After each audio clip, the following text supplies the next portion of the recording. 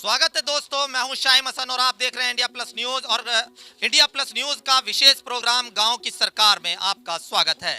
जी हां, जिस तरीके से यह माना जा रहा था कि अब चुनाव बहुत अधिक नजदीक है, वो स्थिति स्पष्ट है, परंतु इसमें एक विशेष बदलाव किया गया है।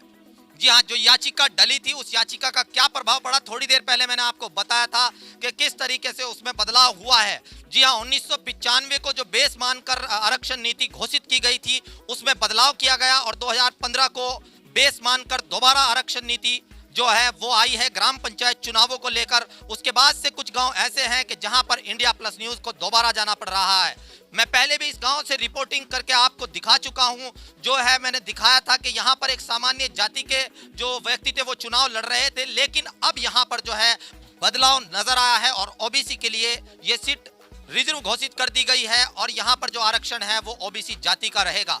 और यहाँ जहाँ मैं मौजूद हूँ वहाँ आपको लेकर चलता हूँ। यहाँ पर मैं एक जगह पर पहुँचा हूँ जहाँ पर एक तरीके से काफ़ी लोग बैठे हुए हैं और आपस में ग्राम पंचायत चुनावों को लेकर चर्चा कर रहे हैं। जब हमने यहाँ पर पहुँचने पर प्रत्याशी से पता किया तो प्रत्याशी के पास काफ़ी बड़ी एक तादाद में योजनाओं की लिस्ट है। उनका कहना है कि वे सरकारी स्कूल से लेकर गांव के बच्चों के लिए खेल का मैदान तक तैयार करने की नीति बना चुके हैं। लेकिन क्या इसमें सच्चाई है? क्या वो जीतने के बाद ये कार्य करेंगे? ये जानने के लिए यहाँ हम लोगों से बात करेंगे और विशेषकर इंडिया प्लस न्यूज का प्रयास यही है कि जो लोगों के पास खाका तैयार है उनका खाका आप तक पहुंचाए। इसी स्थिति में हम यहाँ पर पहुंचे और दोबारा जो ओबीसी जाति के हैं और यहाँ से चुनाव लड़ रहे हैं। हालांकि जब अनारक्षित थी सीट उन्होंने चुनाव की घोषणा तभी कर दी थी, लेकिन अब सरकार ने ये घोषित कर दिया है कि सिर्फ यहाँ पर ओबीसी जाति के लोग ही चुनाव लड़ सकते हैं, यानी पिछड़ी वर्ग के लोग ही चुनाव लड़ सकते हैं। मैं बात कर लेता हूँ, यहाँ पर कुछ लोग मेरे साथ मौजूद रहेंगे और सबसे पहले प्रधान पद के जो प्रत्याशी हैं साजिद उनके बराबर में बैठे हैं जहीर आलम, यानी यही इनके सबसे नजदीकी लग रहे हैं। चलिए सबसे पहला सवाल सर, बहुत बहुत स्वागत है इंडिया प्लस न्यूज। भाई हमारा एक हुआ है जी, क्या वह है, क्या बताना चाहते हैं? हम ये बताना चाहते हैं, हमने जो पहले ही जो है कैंडिडेट खड़ा कर दिया था सामान्य में ही, और हमें गांव की जो भी प्रॉब्लम्स है सबका निदान करना है और सारे गांव को साथ लेकर चलना है। अच्छा, ये बताया जा रहा है, ये तो आपकी योजनाएं हो गई कि पूरे गांव को साथ सबका विकास, लेकिन ये बताया जा रहा है कि आपकी यहाँ पर 1000 से ज्यादा वोट है आपके समाज की, लेकिन यहाँ पर पहले आपने कभी चुनाव नहीं लड़ा और पहली बार इस तरीके से चुनाव लड़ रहे हैं, क्या इसमें सच्चाई है? हाँ सच्चाई है, 70 साल से जो है ना हमने चुनाव नहीं लड़ा, हमने लोगों को लड़ाया। नहीं, लोगों को लड़ा तो मतदाता ही है, लेकिन ऐसी क्या मजबूरी थी कि आपने चुनाव नहीं लड़ा?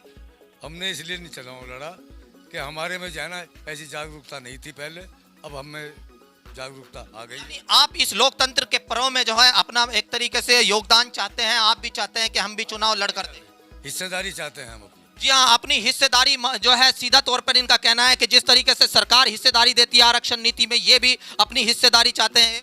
कुछ और भी लोग हमारे साथ मौजूद हैं जो हमसे बात करना चाहते हैं, कुछ अपने विचार रखना चाहते हैं। चलिए इनसे भी बात कर लेते हैं। सर आपका नाम? मोहम्मद राशिद। मोहम्मद राशिद जी, आप यहाँ पर बैठे हुए हैं और तीनों आप काफ़ी भारी व्यक्ति नज़र आ रहे हैं, तो जो यानी कि अगर मतलब सिर्फ वजन से ही भारी है या गांव में भी कुछ रोब-दाब? नहीं, गांव में हमें गांव का साथ मिल रहा, गांव के लिए बहुत बहुत शुक्रिया गांव वालों का। नहीं, जो युवा होते हैं उन पर किस तरह की पकड़ है? क्योंकि ये देखा जाता है युवा कहीं ना कहीं कुछ ऐसी हरकत कर जाते हैं जिससे गांव का माहौल खराब होने की संभावना। हमें पूरा गांव के युवा को साथ मिल रहा, यानी युवा पूरी तरीके से पकड़ में है, तो ये भी एक महत्वपूर्ण बात है क्योंकि युवा एक उम्र होती है जिसमें कुछ ऐसी बातें कुछ युवा कर जाते हैं, अगर उन पर बड़ों का असर है तो कहीं ना कहीं ये भी प्रभावशाली सिद्ध होगा। एक और साथी मेरे साथ मौजूद है, सर आपका नाम? मेरा नाम शकील कुरैशी है। अच्छा शकील जी, जो चुनाव यहाँ पर चल रहा है फिलहाल किस तरह की स्थिति है और लोग किस तरह के प्रत्याशी को जो है चाहते हैं? जैसे कि पहले सामान्य में थे, जब भी लोगों का प्यार मिल रहा था, अब जैसे ओबीसी में आई अब और ज़्यादा लोगों का प्यार बढ़ गया है। जैसे ये इतनी भीड़ है, साजिद प्रधान कुरैशी हैं और लोगों का बहुत कड़ा समर्थन मिल रहा है और लोग भी इनसे जुड़े हुए हैं। और यानी आपका कहना है कि जो ये कुरैशी समाज के इस समय प्रत्याशी हैं इनके साथ अन्य बिरादरियां पूरे तरीके से लामबंद है? पूरे गांव के लोग आ रहे हैं, मिल रहे हैं और इन्हें पूरा समर्थन कर रहे हैं। जब से ओबीसी में ये राज से क्लियर हुआ है तो उससे और ज्यादा लोगों का प्यार बढ़ा है। जी हाँ, ये सरकार की जो एक तरीके से सोच रही थी कि जिस तरीके से जो ओबीसी वर्ग के पिछड़ी जाति के लोग हैं उनका जो है आरक्षण तय किया जाए, उसके बाद से लोगों का प्रेम बढ़ रहा है। और भी कुछ साथी मेरे साथ मौजूद हैं। आपका नाम? मेरा नाम साकिब है। साकिब, क्या करते हैं? मैं एक स्टूडेंट हूँ। अच्छा, साजिद जो है प्रत्याशी, उनके साथ कोई रिश्ता या क्या लगता है उनको? मैं उनका लड़का हूँ। बेटे हैं आप उनके? जी हाँ, यहाँ पे बताया गया, इसीलिए मैं आपसे बात कर रहा हूँ। आप उनके बेटे हैं तो क्या आप पढ़े लिखे भी हैं कुछ? जी, मैं पढ़ा हूँ। मैं देहरादून उत्तराखंड टेक्निकल यूनिवर्सिटी से फार्मेसी कर रहा हूँ। थोड़ा जोर से बोलेंगे, क्या कर रहे हैं? मैं देहरादून उत्तराखंड टेक्निकल यूनिवर्सिटी से फार्मेसी कर रहा हूँ। अच्छा, तो अगर आप फार्मेसी कर रहे हैं तो कहीं ना कहीं शिक्षा के प्रति आपके दिमाग में एक खाका तैयार होगा। अगर आपके पिताजी चुनाव जीत जाते हैं तो शिक्षा के लिए क्या करेंगे आप? मैं ये चाहता हूँ कि जो मेरे गांव के सरकारी स्कूल हैं उनमें बच्चों को शिक्षा अच्छी से अच्छी मिलनी चाहिए और मिड डे मील की भी सुविधा अच्छी से अच्छी होनी चाहिए। ये एक बड़ी बात यहाँ पर कह दी है, क्योंकि सरकारी स्कूलों में ये माना जाता है, इंडिया प्लस न्यूज ने पहले भी खबरें चलाई थी कि मिड डे मील में कहीं ना कहीं ये खबरें आती रहती हैं कि भोजन अच्छा नहीं मिला। मिड डे मील की जो योजना है उस पर पूरे तरीके से फोकस रखने का इनका प्रयास है। और यहाँ पर कुछ लोग और भी मौजूद हैं। एक और युवा साथी मेरे साथ मौजूद हैं। आपका नाम? मेरा नाम नवेद आलम है। नवेद आलम, गांवों में खेलों को लेकर जागरूकता है, बच्चे खेलों के प्रति काफी जागरूक हो गए हैं। प्रवीण कुमार जब जनपद शामली हुआ करता था, यहाँ से क्रिकेट टीम में चुनकर गए थे, तो क्रिकेट के प्रति और खेलों के प्रति किस तरह का रुझान यहाँ पर? मुझे क्रिकेट का बहुत शौक है और हमें क्रिकेट खेलने के लिए दूसरे गांव में जाना पड़ता है क्योंकि फील्ड नहीं है हमारे गांव में। तो मैं प्रधान जी से ही रिक्वेस्ट करूंगा जैसे ही वे जीते और हमें इस फील्ड की सुविधा दें, जब फ्यूचर में आने वाले टाइम में हम भी कुछ करके दिखाएं। चलिए सीधा प्रधान जी के पास चलते हैं और जान लेते हैं इनसे भी कि क्या ये आकांक्षाएं पूरी कर पाएंगे। सर, बहुत बहुत स्वागत है इंडिया प्लस न्यूज में। जी, गांव। अच्छा, ये बताइएगा, जिस तरीके से आप चुनाव लड़ रहे हैं और चुनाव आप अभी जैसे जहीर आलम जी ने बताया कि चुनाव यहाँ पर नहीं लड़े थे, आपको चुनाव क्यों लड़ना?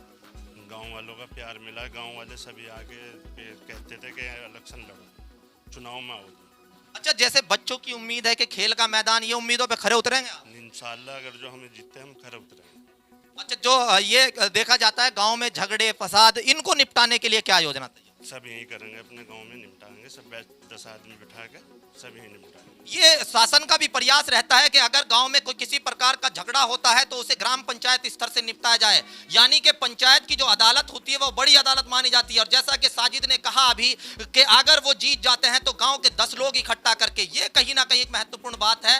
और ये बहुत आवश्यक हो जाता है कि अगर गाँव में इस तरीके से झगड़ों की जो एक तरीके से ये देखा जाता है, थानों पर FIR की बाढ़ आई रहती है, उसमें कमी देखने को मिलेगी, न्यायालयों में मुकदमों की कमी आएगी। इस तरह की योजनाएं अगर किसी प्रधान के पास हैं तो वो हमें संपर्क करें। उसकी भी आवाज को पहुंचाने के लिए इंडिया प्लस न्यूज तत्पर है और आप लोगों से अपील करेगा कि आप भी गांव में शांति से अपना मतदान करें। और मतदान इस लोकतंत्र के पर्व में, क्योंकि महात्मा गांधी का कथन मैं बार बार दोहराता हूं, महात्मा गांधी ने कहा था कि अगर देश का रास्ता जो है विकास का, वो गांवों के रास्ते से गुजरता है। अगर गांव का विकास हो जाता है तो आपके देश का विकास होता है। इसी तरीके से लगातार प्रयास जारी रहेगा इंडिया प्लस न्यूज का। मैं Shahim Hasan, India plus news, Muzaffarnagar, गांव जोली। इंडिया प्लस न्यूज, सिर्फ वही जो सही।